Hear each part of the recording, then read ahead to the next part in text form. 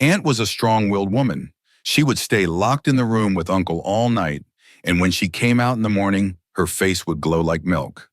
One day, I asked her the secret behind it, and what she told me led me to spend 2 hours that night with my husband, and it was 1 a.m., and I woke up from a deep sleep because the mobile phone under my pillow was ringing loudly. I glanced at the clock and thought about who could be calling so late at night.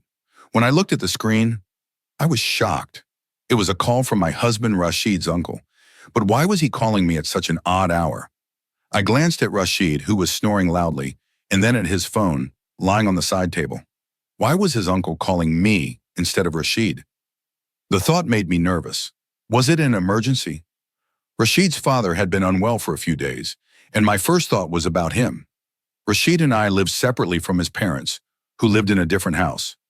Rasheed was estranged from his parents, so we only heard about their well-being through others. Worried, I answered the call.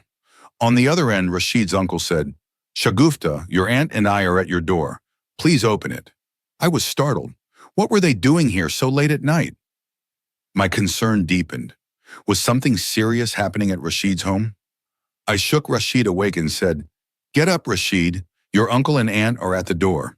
Rasheed sat up abruptly. Despite his estrangement from his parents, his heart began to race. He quickly went to the door and found his uncle and aunt standing there, carrying some belongings.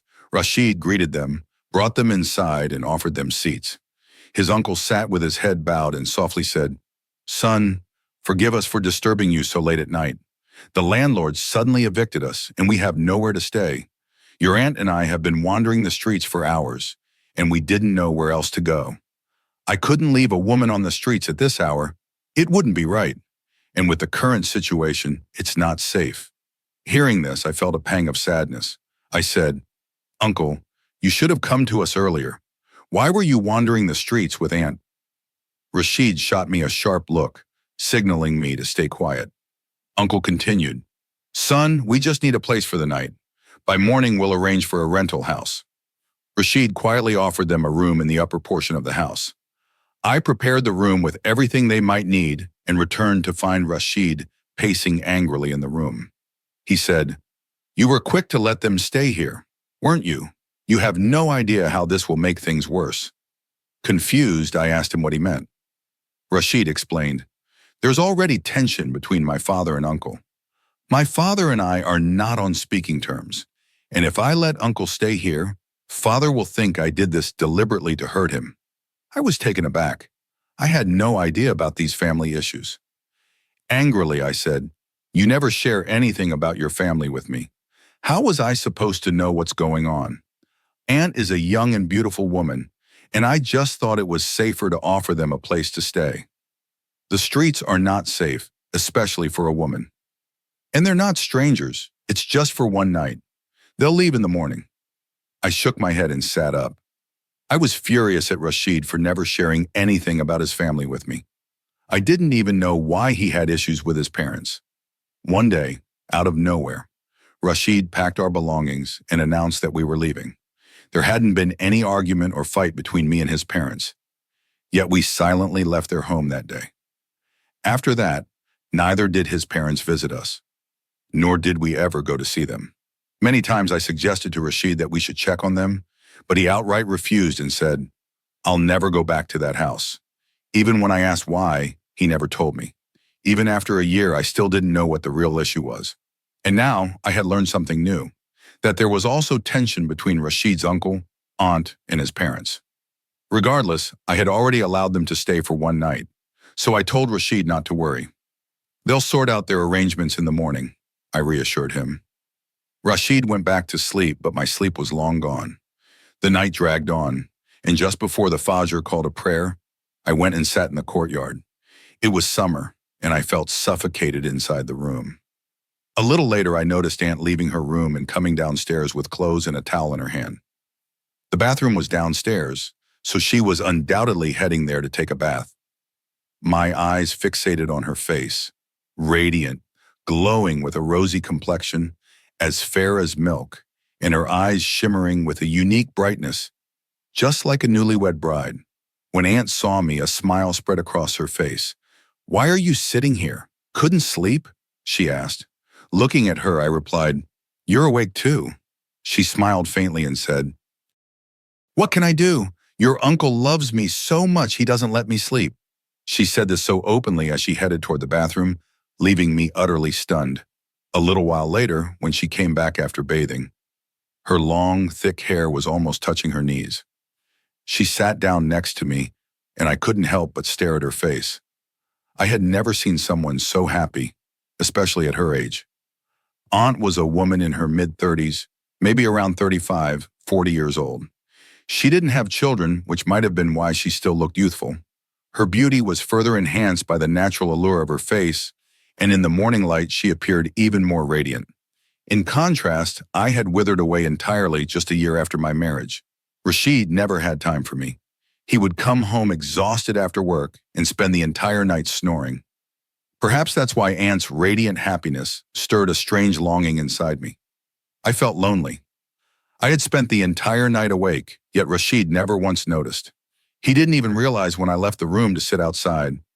Later, Aunt went to the kitchen to prepare breakfast.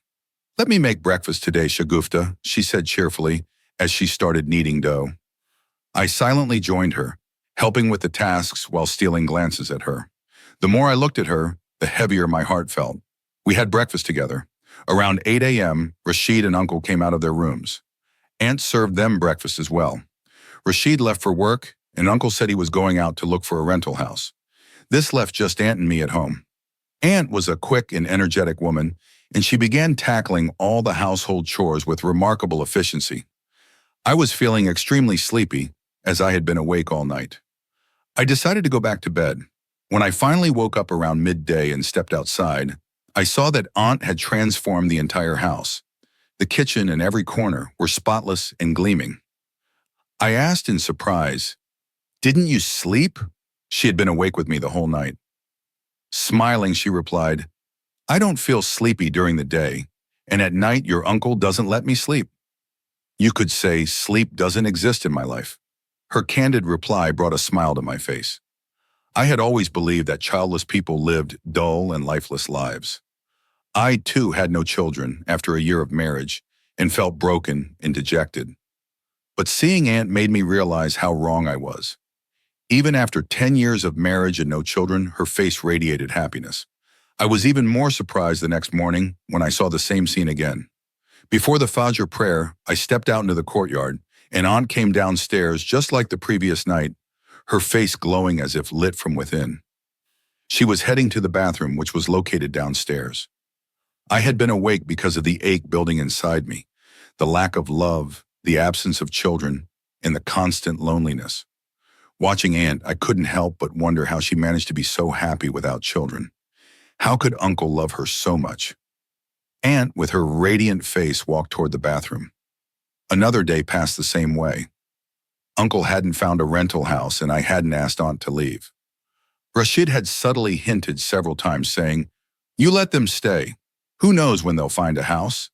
He would get angry with me over such small things and had never tried to understand my sense of deprivation. When I lived with my in-laws, I didn't feel so alone. But in this house, I felt an overwhelming loneliness. Aunt's presence had become a blessing for me. She not only took care of household chores, but also talked to me, watched TV with me, and lifted my spirits. On the third day, I couldn't help but ask Aunt something that had been bothering me. "How do you manage it? Uncle loves you so much, even without children, and your relationship is so strong." Aunt smiled and said, "That's a secret. If you do the same, you'll see how crazy Rasheed becomes for you." Her words made me smile faintly. I said, "Rasheed married me with so much love and chose me as his bride. But over the past year, nothing feels the same between us. Maybe it's because I don't have children, or maybe something else is on his mind. Only God knows. But I do know that he doesn't love me the way he used to."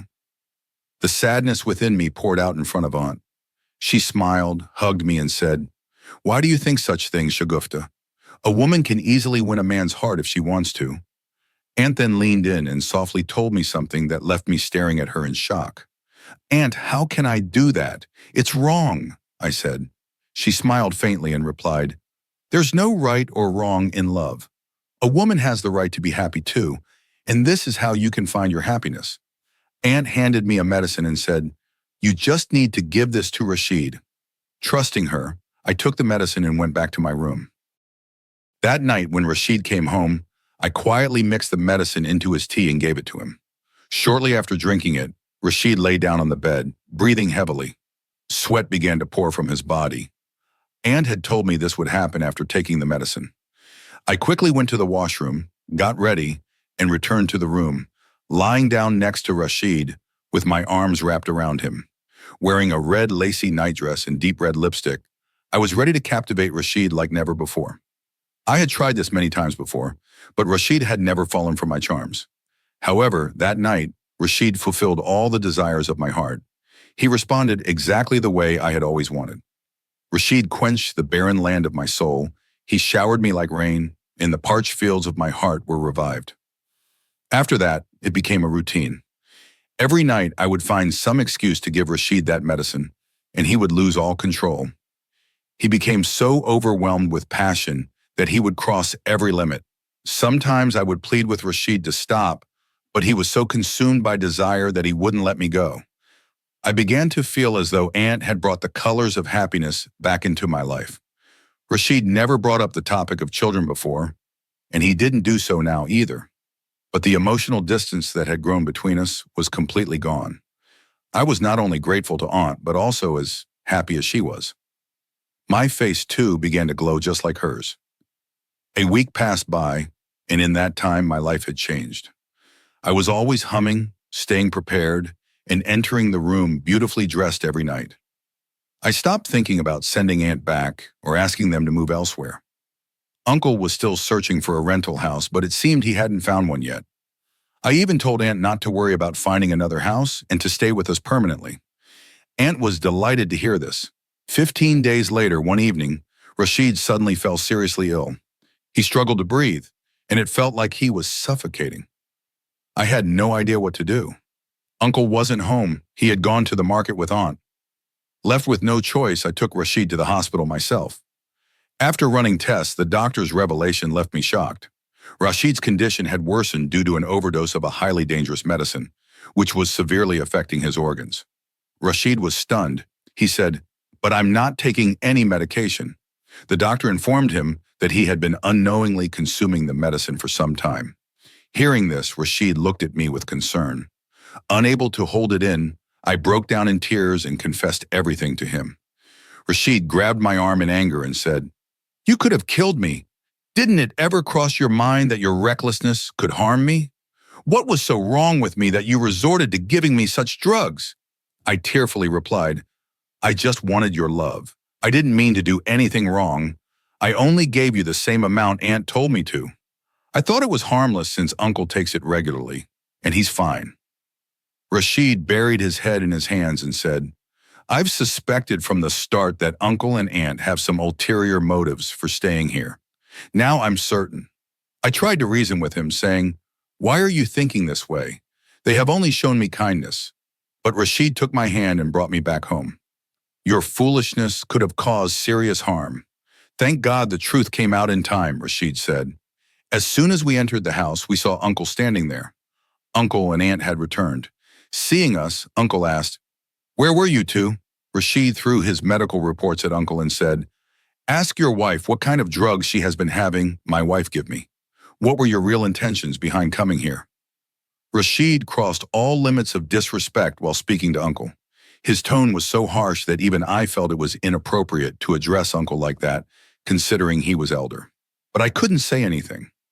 Uncle, visibly upset, said, "Rasheed, what kind of things are you saying? What intentions could we possibly have? Once we find a rental house, we'll leave immediately. We came here out of compulsion, thinking of you as our own, but it seems you've forgotten how to respect elders." Rasheed, still angry, said, "Take your belongings and leave right now. I know very well what your intentions are. I respected you, but you didn't uphold that respect." Rasheed didn't listen to anything Uncle or Aunt said, and standing there forced them to leave the house. He didn't speak to me either. As Aunt was leaving, she gave me a strange look. There was a coldness in her eyes that I felt piercing through my very bones, even though I had done nothing wrong. I couldn't understand what the whole situation was. In my desire to win Rasheed's love, I had perhaps done something terribly wrong.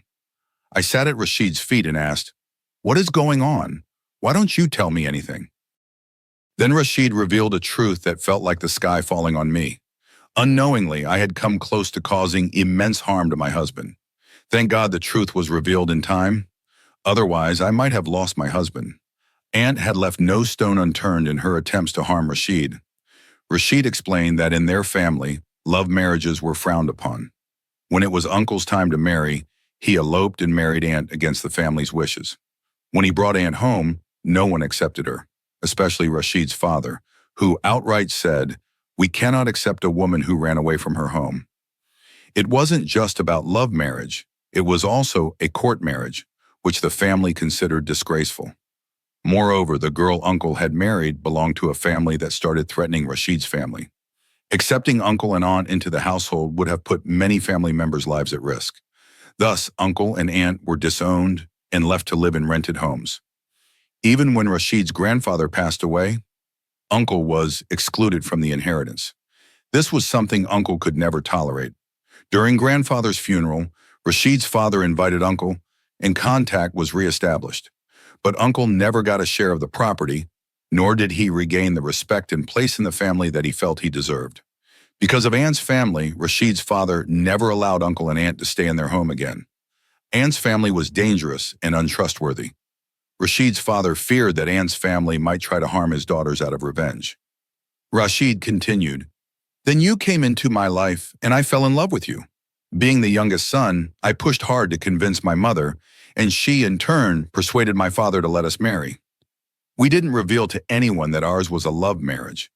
But my father knew, and he was against it. He said, 'If my brother's love marriage wasn't accepted, how can I allow my son's?'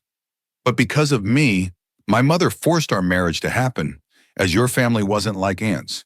But after the wedding, every day my father would say to me, 'Why did you have a love marriage? Because of you, I cannot face Iftikhar.' Hearing this repeatedly, I became exhausted. Then one day, my elder brother also started arguing about it, saying, 'Father didn't let us have a love marriage, so why did he allow Rasheed to have one?' When I overheard this, I felt that the atmosphere at home was worsening. Every day there was some argument between my father and me. That's why I silently left that house. I didn't want to turn you against my father by telling you that he didn't want our marriage, which is why I never shared this with you. Father had this house purchased for me as part of my share, and we moved here. But Uncle found out that ours was a love marriage and that Father had given me this house. His heart burned with jealousy and hatred. He wondered how I got my share when he didn't, and how our love marriage was accepted when his wasn't. He couldn't understand how you, from outside the family, were brought into it. That's why he brought his wife to our doorstep. Their intention was to break our relationship and create discord between us, and you unknowingly gave them the opportunity. You thought I was distant from you and sought Aunt's help to bring me closer. But the truth is, for the past few months, I had been deeply worried about my father's health, which is why I had been distant. Aunt sensed this and cunningly manipulated you. She gave you that medicine, which led to my condition. Outwardly, it's a medicine that boosts male stamina, but in reality, its daily use acts like poison. Understand that by listening to Aunt without thinking, you unknowingly tried to poison me. That's why I threw Uncle and Aunt out of the house. Uncle's real goal was to harm me and take revenge on my father, a revenge my father didn't even deserve. For years, our family has followed the tradition of not marrying outside the family.